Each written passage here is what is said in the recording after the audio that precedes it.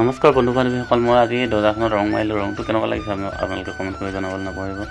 এইফালে ঠাণ্ডা দিন আহিছে যিহেতু মই সেইকাৰণে খৰি চৰি পাৰি থৈছোঁ। এইফালে ভিতৰত অলপ থাক মাৰি থোৱা আছে, ঠাণ্ডা দিনত যিহেতু খৰি লাগেই। এইফালে চালত আপোনালোকে দেখিবলৈ পাইছে কোমোৰা বগাই আছে, কোমোৰা দুইটি কলি লাগিব ধৰিছে। আৰু এইখন আমাৰ বাৰীখনৰ ইয়াত লাই শাক কিবা কিবি অলপ ৰুই থোৱা আছে। এই অমিতা, এইফালে বেঙেনা পুলি কেইটামান ৰুই থোৱা আছে।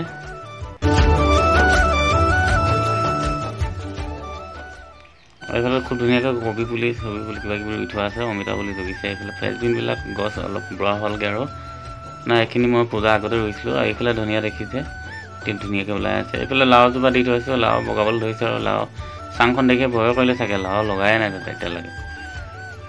আৰু এইফালে কল লাগি আছে। অমিতা পুলি প্ৰায় বহুত জেগা বাৰীত মতা হয়।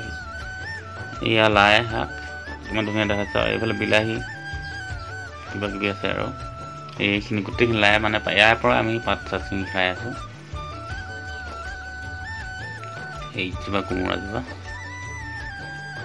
এইখিনি কুকুৰা আজি গোটেই খুচৰি বৰবাদ। এইফালে আমাৰ সৰু বাৰীখন এইখনে আৰু আপোনালোকক দেখাই দিছোঁ। এই বিলাহী লাগি আছে। আৰু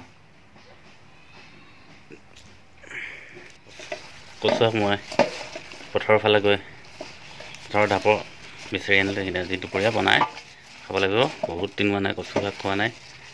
কাৰ প্ৰিয় কমেণ্ট কৰি জনাবলৈ নাপাহৰিব বন্ধুসকল।